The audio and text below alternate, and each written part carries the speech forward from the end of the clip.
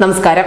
രാജ്യം ഇന്ന് വരെ കണ്ടിട്ടുള്ള ഒട്ടുമിക്ക എല്ലാ ഇടക്കാല ബജറ്റുകളും പരോക്ഷമായുള്ള വോട്ടു തേടൽ തന്നെയായിരുന്നു. തെരഞ്ഞെടുപ്പ് വിജയം മുന്നിൽ കണ്ടുകൊണ്ട് മാത്രം പ്രഖ്യാപനങ്ങളുടെ ഒരു അതിപ്രസരം ഈ ബജറ്റുകളിൽ നിറഞ്ഞു തുളുമ്പിയതും നമുക്ക് കാണാം.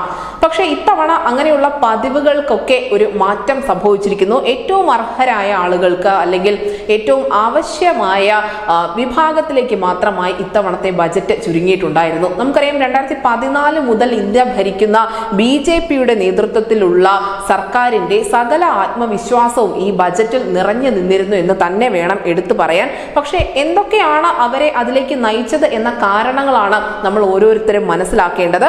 ഏറെ നാളത്തെ ചർച്ചകൾക്കൊടുവിൽ തയ്യാറാക്കിയ ഈ ബജറ്റിൽ എന്തുകൊണ്ടാണ് ഒരു സുന്ദര മോഹന വാഗ്ദാനവും സർക്കാർ മുന്നോട്ട് വെക്കാതിരുന്നത് എന്നതിനെ കുറിച്ച് കൃത്യമായി തന്നെ മനസ്സിലാക്കുക. അതിന്റെ ഏറ്റവും ആദ്യത്തെ ഉത്തരം അത്ര കണ്ട് ആത്മവിശ്വാസം BJP സർക്കാരിനുണ്ട് എന്നത് തന്നെയാണ്. നമുക്കറിയാം, അതിന്റെ ഏറ്റവും പ്രധാനപ്പെട്ട കാരണങ്ങളിൽ ഒന്ന് അയോധ്യയിലെ രാമക്ഷേത്രം തന്നെയാണ്.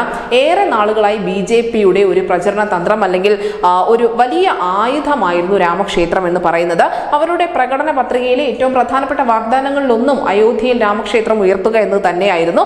ലോക്സഭാ തെരഞ്ഞെടുപ്പ് അടുത്തിരിക്കുന്നതിന് മാസങ്ങൾക്ക് മുൻപ് തന്നെ അത് സാക്ഷാത്കരിച്ചതിലൂടെ ആദ്യ കടമ്പ BJP കടന്നിരിക്കുന്നു. അവർ അതിലൂടെ നേടിയെടുത്തിരിക്കുന്ന മൈലേജ് ഒട്ടും ചെറുതല്ല. അതിനോടൊപ്പം ചേർത്ത് വായിക്കാവുന്ന മറ്റൊന്നാണ് കഴിഞ്ഞ വർഷം പുറപ്പെടുവിച്ച നിർണായകമായ സുപ്രീം കോടതി വിധി. ജമ്മു കാശ്മീരിന്റെ പ്രത്യേക പദവി എടുത്തു കളഞ്ഞിരിക്കുന്നു. അതും BJPക്ക് രാഷ്ട്രീയപരമായി ഉണ്ടാക്കിയ നേട്ടം ചെറുതല്ല.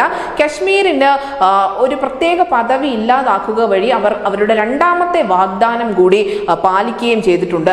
അടുത്ത വിഷയമായി നമുക്ക് എടുത്തു പറയാവുന്നത് വനിതാ സംവരണ ബില്ലാണ്. ഏറെ നാളത്തെ ആവശ്യമായ വനിതാ സംവരണ ബിൽ പാസ്സാക്കുക വഴി ഈ സർക്കാർ സ്ത്രീകൾക്കൊപ്പമാണ് എന്ന് നരേന്ദ്രമോദി ഭരണകൂടം വിളിച്ചു പറഞ്ഞിരിക്കുന്നു. അതിനോടൊപ്പം മുത്തലാഖ് നിരോധനം കൂടി ആയപ്പോൾ മുസ്ലിം സ്ത്രീകളുടെ കൂടി വോട്ടുറപ്പിക്കാൻ BJPക്ക് സാധിച്ചിട്ടുമുണ്ട്. അതിനോടൊപ്പം ചേർത്ത് വയ്ക്കേണ്ടതാണ് ചന്ദ്രയാൻ 3ന്റെ വിജയം അല്ലെങ്കിൽ G20 തുടങ്ങിയ പല കാര്യങ്ങളും. അതിനോടൊപ്പം നിയമസഭാ തെരഞ്ഞെടുപ്പുകളിലൊക്കെ BJP പുലർത്തിയ ഒരു അപ്രമാദിത്വമുണ്ട്. ഇതൊക്കെ അവർക്ക് നൽകുന്ന ആത്മവിശ്വാസം ചെറുതല്ല. ആ ആത്മവിശ്വാസം ഉള്ളതുകൊണ്ട് തന്നെയാണ് ബജറ്റിൽ ഈ പ്രഖ്യാപനങ്ങളുടെ ഒരു പെരുമഴ കൊള്ളിക്കാതെ അല്ലെങ്കിൽ അതിൽ പ്രഖ്യാപനങ്ങളുടെ ഒരു അതിപ്രസരം കുത്തി നിറയ്ക്കാതെ തന്നെ വളരെ ചുരുങ്ങിയ എന്നാൽ കാര്യമാത്ര പ്രസക്തമായി തന്നെ ഈ ബജറ്റ് അവതരിപ്പിക്കാൻ BJPക്ക് കഴിഞ്ഞത്. ആത്മവിശ്വാസം നിറഞ്ഞു തുളുമ്പുന്ന തരത്തിൽ തന്നെയായിരുന്നു ധനമന്ത്രി നിർമ്മല സീതാരാമനും അതിനുശേഷം പ്രധാനമന്ത്രി നരേന്ദ്രമോദിയും രാജ്യത്തെ അഭിസംബോധന ചെയ്തതും. ന്യൂസ് ഡെസ്ക് ന്യൂസിന്റെ മലയാളം.